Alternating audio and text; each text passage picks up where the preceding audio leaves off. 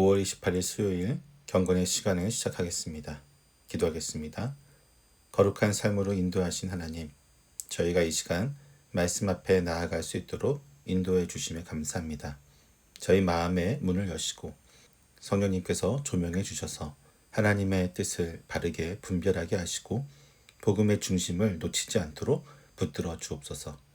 이 말씀을 따라 오늘도 바른 길을 걷게 하소서. 예수님의 이름으로 기도드립니다. 아멘. 오늘부터는 디모데 전서를 보도록 하겠습니다. 디모데 전서 1장 1절부터 7절까지 말씀을 보겠습니다. 같이 읽습니다. 우리의 구주이신 하나님과 우리의 소망이신 그리스도 예수의 명령으로 그리스도 예수의 사도가 된 나 바울이 믿음 안에서 나의 참 아들이 된 디모데에게 이 편지를 씁니다. 하나님 아버지와 우리 주 그리스도 예수께서 내려주시는 은혜와 자비와 평화가 그대에게 있기를 바랍니다. 내가 마게도냐로 떠날 때에 그대에게 에베소에 머물러 있으라고 부탁하였습니다. 그것은 그대가 거기에서 어떤 사람들로 하여금 다른 교리를 가르치지 못하도록 명령하고 신화와 끝없는 족보 이야기에 정신을 팔지 못하도록 명령하려는 것입니다. 그러한 것들은 믿음 안에 세우신 하나님의 경륜을 이루기보다는 도리어 쓸데없는 변론을 일으킬 뿐입니다.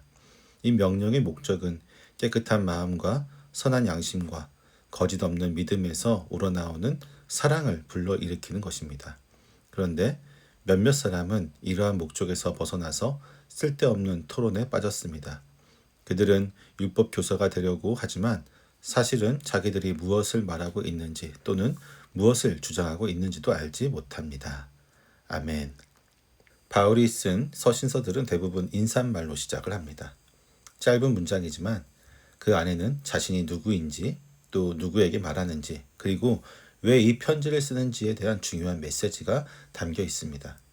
디모데 전서에도 그 흐름을 따르고 있습니다. 바울은 복음 사역의 동력자인 디모데에게 인사를 전하면서 이 편지의 중심 내용을 어떻게 바라보아야 할지를 미리 보여줍니다. 디모데 전서는 사도 바울이 에베소 교회에서 목회를 이어가고 있는 디모데에게 보낸 목회적인 편지입니다. 바울은 자신을 그리스도 예수의 사도라고 소개하며 그 사도직이 우리의 구주이신 하나님과 우리의 소망이신 그리스도 예수의 명령으로 주어졌다라고 밝힙니다. 여기서 바울은 스스로를 복음을 맡은 사명자로 부르고 있습니다. 그가 이 사명을 감당하는 이유는 개인적인 열망이나 판단이 아니라 하나님께서 분명히 부르셨기 때문입니다.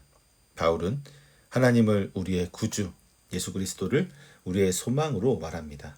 이 표현은 당시 로마 황제를 구원자로 칭하던 문화에 대한 명백한 방향 제시이기도 합니다. 바울에게 있어 하나님은 백성을 구원하시는 분이시며 예수 그리스도는 하나님께서 이루실 구원의 완전한 성취를 바라보게 하시는 분입니다. 바울은 이 두 표현을 통해 자신이 누구의 부름을 받았으며 어떤 내용을 전하고자 하는지 분명히 밝히고 있습니다.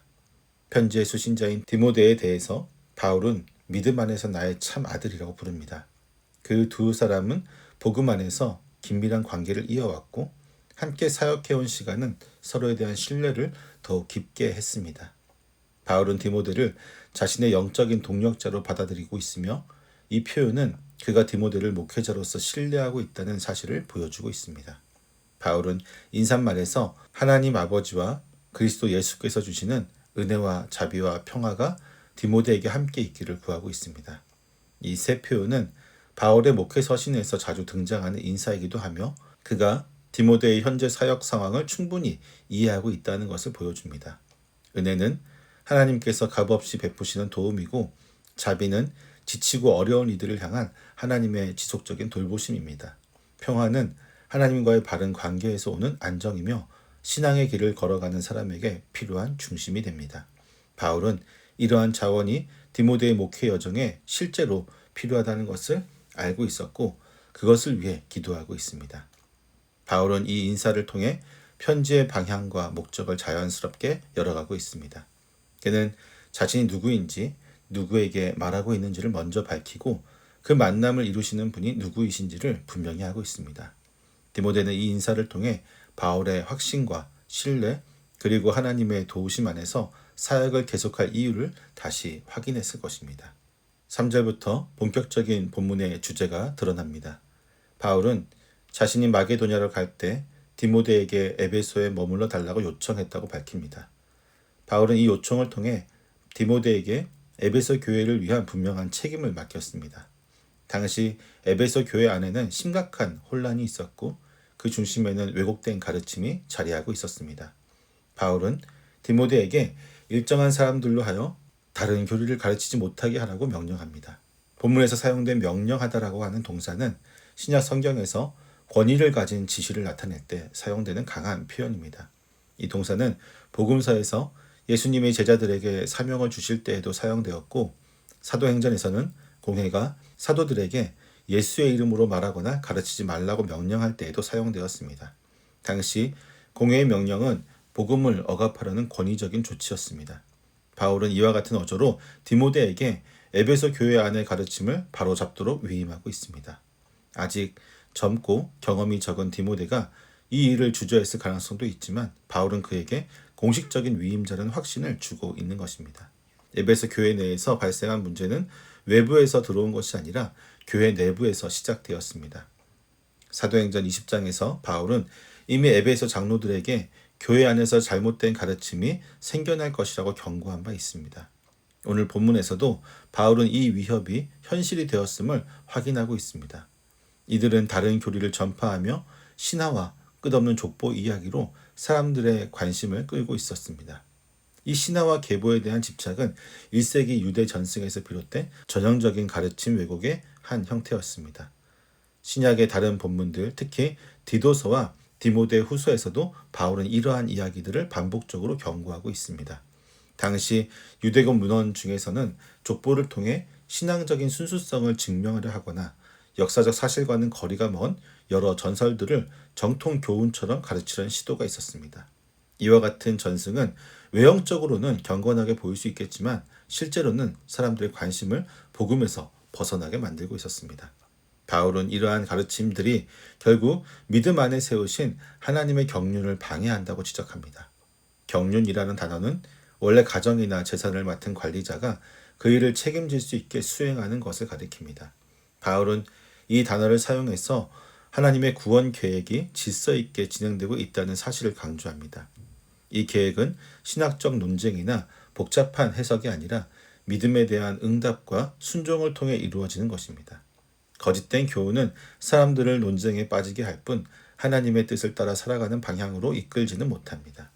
결국 바울이 디모데에게 요청한 것은 교회를 다시 복음 중심으로 이끌어야 한다는 사명이었습니다. 관심을 끄는 말, 새로운 해석, 복잡한 전통은 교회를 세우지 못합니다. 바울은 디모데에게 에베소에서 계속 머물며 이 일에 집중해 줄 것을 부탁하고 있습니다. 하나님께서 이루시는 일은 믿음을 따라 순종하는 사람들을 통해 지속되며 교회는 이 방향으로 자라가야 할 것입니다. 5절에서 바울은 디모데에게 맡긴 경고의 목적이 무엇인지 밝히고 있습니다. 그것은 잘못된 가르침을 막기 위한 정죄나 논쟁이 아니라 사랑에 이르게 하려는 것이었습니다. 이 사랑은 사람을 살리고 공동체를 세우는 에너지이며 그 뿌리는 세 가지 영적 태도에서 비롯됩니다. 바로 순결한 마음과 바른 양심, 그리고 진실한 믿음입니다. 성경에서 마음은 생각과 감정, 의지를 담는 중심을 가리킵니다. 이 마음이 깨끗하지 않으면 삶의 방향과 태도도 흔들릴 수밖에 없습니다. 바울은 외적인 행동보다 먼저 마음의 중심이 정직하고 하나님 앞에 바르게 정돈되어야 사랑이 나온다고 말합니다. 양심은 행위의 옳고 그름을 판단하는 내면의 기준입니다. 바울은 양심이 하나님의 말씀으로 잘 길들여질 때 그것이 삶을 바로 이끌 수 있다고 이해했습니다. 양심이 흐려지면 기준은 무너지고 신앙생활도 방향을 잃게 됩니다. 그래서 바른 양심은 사랑으로 나아가는 중요한 토대입니다. 마지막으로 진실한 믿음은 겉으로 드러나는 신념이나 지식이 아니라 하나님을 향한 신뢰와 복종의 태도를 가리킵니다. 바울은 이 믿음이 말로만 존재해서는 안 되며 실제의 삶 속에서 흔들리지 않는 내면의 태도로 나타나야 한다고 강조했습니다. 하나님께서 하시는 일을 기대하며 기다리는 태도, 그 자체가 바로 믿음입니다. 하지만 몇몇 사람들은 이러한 중심에서 벗어났다고 바울은 경고합니다. 그들은 사랑의 방향을 잃고 쓸모없는 말에 빠졌습니다. 여기서 바울이 사용한 말은 의미 없는 말, 목적 없는 논쟁을 가리키는 표현입니다. 이들은 진리를 다루고 있는 것처럼 보이지만 실제로는 아무 유익도 주지 못하는 내용으로 공동체를 혼란스럽게 하고 있습니다. 그들은 율법 교사가 되기를 원했지만 바울은 그들이 무엇을 말하는지도 모르고 자신들이 주장하는 내용의 핵심도 이해하지 못한 채 확신에 찬 어조로 가르치고 있다고 비판합니다. 당시 에베소 교회 안에서는 유대교 전통과 전설, 구약의 계보나 율법 조항을 자의적으로 해석해 듣는 이들의 주의를 이끌려는 이들이 있었습니다. 하지만 이런 가르침은 깊이를 갖추지 못했고 복음의 본질에서도 멀어져 있었습니다. 바울은 이들이 신앙 공동체 안에서 주목을 받을 수 있었지만 그 내용은 복음을 세우기보다는 논쟁을 만들려는 것이라고 평가합니다. 복음의 가르침은 하나님의 구원 계획을 따라 믿음 안에서 자라도록 돕는 것이어야 합니다. 이를 흐리게 만드는 말과 가르침은 결국 신앙을 파괴하게 됩니다. 그래서 바울은 디모데에게 무엇이 교회를 건강하게 세우는 것인지, 어디에 에너지를 집중해야 하는지 다시 상기시키고 있는 것입니다. 디모데는 사람들과의 논쟁을 줄이는 것이 목적이 아니라 그 논쟁 너머에 있는 복음의 목적을 지켜야 했습니다. 그 중심에 사랑이 있고 사랑은 반드시 내면의 정직함에서 나타납니다. 이 순서를 기억할 때 디모데는 바울의 사명을 이어가는 목회자가 될 수 있었습니다. 오늘 말씀은 목회자나 교회 지도자뿐 아니라 공동체 안에서 어떤 영향을 주고받으며 살아가는 모든 성도에게 주어진 기준을 제시합니다. 첫째, 내가 따라가고 있는 가르침의 방향을 점검해야 합니다. 지금 내가 듣고 배우고 나누는 말들이 정말 하나님의 구원 계획과 믿음을 세우는 데 도움이 되고 있는지를 돌아보아야 합니다. 신앙생활에서 지식이 많고 적음보다 중요한 것은 그 말이 사람을 살리고 믿음을 자라게 하는가입니다. 정보를 많이 접하는 시대일수록 선한 열매를 맺는 가르침에 집중해야 합니다. 둘째, 내 신앙의 중심을 정직하게 살펴야 합니다. 내 안에 사랑이 자라고 있지 않다면 그 이유는 종종 마음과 양심, 믿음 중 하나가 흐려졌기 때문입니다. 정결한 마음은 회개 없이 유지되지 않고 바른 양심은 말씀을 외면할 때 무뎌지며 진실한 믿음은 하나님 앞에서 자신의 자리를 자주 확인할 때 유지됩니다. 하나님 앞에서 이 세 가지를 다시 세우는 훈련을 생활 안에 구체적으로 만들어야 합니다. 예를 들면 매주 한 번씩 스스로에게 묻는 것입니다. 지금 나는 어떤 태도로 예배하고 있는가? 내가 최근에 결정한 일 가운데 하나님 앞에서 부끄럽지 않은 선택이 있었는가? 이러한 질문들은 사랑의 뿌리를 되돌아보는 실제적인 연습이 될 수 있습니다. 셋째, 공동체 안에서 말의 책임을 기억해야 합니다. 교회 안에서 내가 하는 말, 내가 나누는 정보, 내가 전달하는 이야기가 복음의 중심을 흐리게 만들고 있지는 않은지 살펴야 합니다. 교회 안에서 말은 권력처럼 사용될 수 있습니다. 관심 끌려는 말, 판단을 담은 말, 추측 위에 쌓인 말들은 신앙을 흔들고 관계를 무너뜨릴 수 있습니다. 말하기 전에 이 말이 믿음을 세우는 것인가? 라고 자신에게 물어보는 습관을 들이십시오. 필요하다면 말을 줄이는 용기도 있어야 합니다. 마지막으로 복음을 중심에 다시 놓아야 합니다. 어느 시대든 교회는 주변적인 이슈로 흩어질 위험이 있습니다. 하지만 복음은 단순한 시작점이 아니라 공동체의 중심에서 계속 붙잡아야 할 기준입니다. 말씀을 중심에 놓고 삶과 공동체의 결정이 그 기준 위에서 이루어지도록 노력해야 합니다. 지금 내가 섬기고 있는 자리에서 복음을 가르치고 설명하고 나누는 일에 다시 헌신하십시오.